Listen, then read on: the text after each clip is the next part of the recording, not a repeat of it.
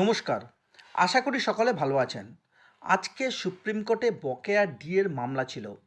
সেই মামলায় সুপ্রিম কোর্টের কাছে রাজ্য সরকার জানায় যে ৬৫% ডিএ দেওয়া হয়ে গিয়েছে। এখনও পাননি অনেকে, দাবি সরকারি কর্মীদের। আনন্দবাজার পত্রিকার যে অনলাইন পেজ আছে, অর্থাৎ ফেসবুক পেজ আছে, সেখানে কিন্তু এটা প্রকাশিত হয়েছে এবং সেখানে যা জানানো হচ্ছে সে সম্পর্কে বিস্তারিত আলোচনা আমি করব। ৬৫% দিয়ে দেওয়া হয়েছে। তাহলে কারা কারা এই ৬৫% ডিএ পেয়েছেন? যারা ৬৫% ডিএ পেয়েছেন তারা কি আরও ৩৫% ডিএ পেতে চলেছেন? বা যারা ডিএ পাননি এখনও পর্যন্ত তারা কি ৬৫% ডিএ পেতে চলেছেন? এই বিষয়ে কি বলা আছে এই খবরে, সেটাই আপনাদের সামনে তুলে ধরার চেষ্টা করছি। চলুন শুরু করা যাক। খবরে কি বলা আছে না, সরকারি কর্মীদের বকেয়া ডিএর জন্য ইতিমধ্যে ৭,৭০০ কোটি টাকারও বেশি দেওয়া হয়ে গিয়েছে। বাকিটাও দেওয়ার প্রক্রিয়া চলছে। সুপ্রিম কোর্টে এমনটাই জানালো রাজ্য সরকার। রাজ্য সরকারি কর্মীদের বকেয়া মহার্ঘ ভাতার ডিএ ৬৫% ইতিমধ্যেই দেওয়া হয়ে গিয়েছে। মঙ্গলবার সুপ্রিম কোর্টে এমনটাই জানালো রাজ্য। যদিও রাজ্যের সরকারি কর্মীদের একাংশের দাবি অনেকেই এখনও ডিএর টাকা পাননি। বুধবার ফের মামলাটির শুনানি আদালতে। মঙ্গলবার সুপ্রিম কোর্টের বিচারপতি সঞ্জয় কারোল এবং বিচারপতি প্রশান্ত কুমার মিশ্রের বেঞ্চে মামলাটির শুনানির জন্য ওঠে। রাজ্য সরকারের হয়ে এজলাসে সওয়াল করেন সলিসিটর জেনারেল তুষার মেহতা। তিনি জানান, বকেয়া ডিএর ৬৫% ইতিমধ্যে দেওয়া হয়েছে, বাকি অংশ দেওয়ার প্রক্রিয়া চলছে।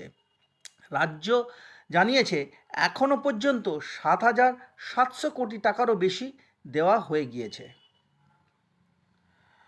অন্যদিকে সরকারি কর্মীদের একাংশের হয়ে এদিন আদালতে সওয়াল করেন আইনজীবী করুণা নন্দী ও ফিরদৌস শামীম মহাশয়। তাদের বক্তব্য, অনেক সরকারি কর্মী এখনও ওই টাকা পাননি।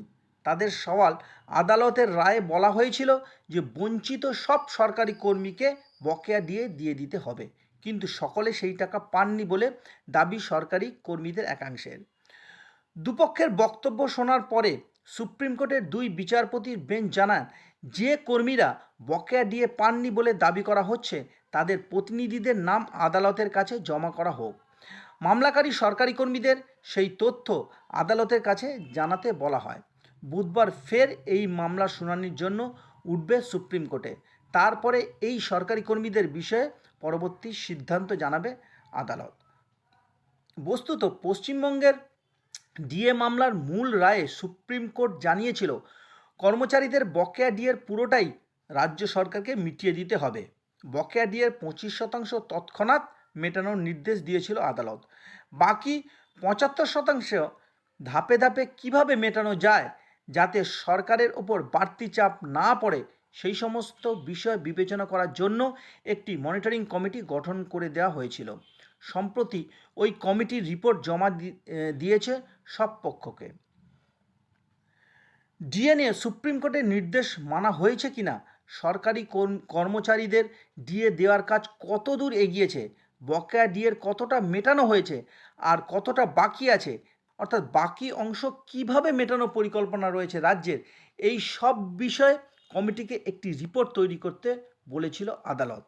এই রিপোর্ট মামলার সঙ্গে সম্পর্কিত সব পক্ষকে ডিজিটাল আকারে পাঠিয়ে দিতে বলা হয়েছিল। শীর্ষ আদালত গঠিত মনিটরিং কমিটি ইতিমধ্যে ডিএ দেওয়ার জন্য সরকারকে একটি সময় বেঁধে দিয়েছে।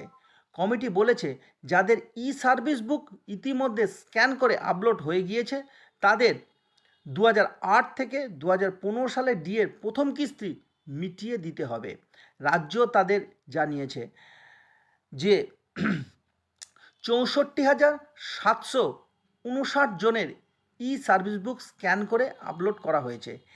এই সরকারি কর্মীদের প্রথম কিস্তি ডিএ আগামী 3রা সেপ্টেম্বরের মধ্যে মিটিয়ে দিতে বলেছে মনিটরিং কমিটি। তো এখান থেকে একটা বিষয় মোটামুটি পরিষ্কার যে 3রা সেপ্টেম্বর আরেকটা কিস্তি ডিএ কিন্তু পেতে চলেছে রাজ্য সরকারি কর্মচারী। এখানে যারা পেনশনভোগী আছেন বা ফ্যামিলি পেনশনভোগী আছেন তাদের অনেকেই এই 65% ডিএ কিন্তু পেয়েছেন। বাকি যে ডিএটা বাকি আছে সেটা কিন্তু 3রা সেপ্টেম্বরের মধ্যে মিটিয়ে দেবে এরকমই আশা রাখছে কমিটি এবং রাজ্য সরকার সেই পথেই হাঁটছে। কিন্তু একটি গুরুত্বপূর্ণ বিষয় সেটি হলো যারা এখনও পাননি, অর্থাৎ যারা মিউনিসিপ্যালিটি কর্মচারী আছেন বা পঞ্চায়েত কর্মচারী আছেন, ক্যান্টিন অ্যাডের কর্মচারী আছেন, ওনারা কিন্তু এখনও ডিএ পাননি। তাদের ক্ষেত্রে কি হবে সে বিষয়ে কিন্তু পরিষ্কারভাবে আজকে কিছুই জানা যায়নি বা সংবাদ পত্রিকায় সেরকম কিন্তু পরিষ্কার কিছু জানায়ওনি। আশা করছি আগামীকাল এই বিষয়ে অনেকটা আমাদের কাছে পরিষ্কার হয়ে যাবে। ততক্ষণ পর্যন্ত আমাদের অপেক্ষা করতেই হবে। সকলে ভালো থাকবেন, সুস্থ থাকবেন, সঙ্গে থাকবেন।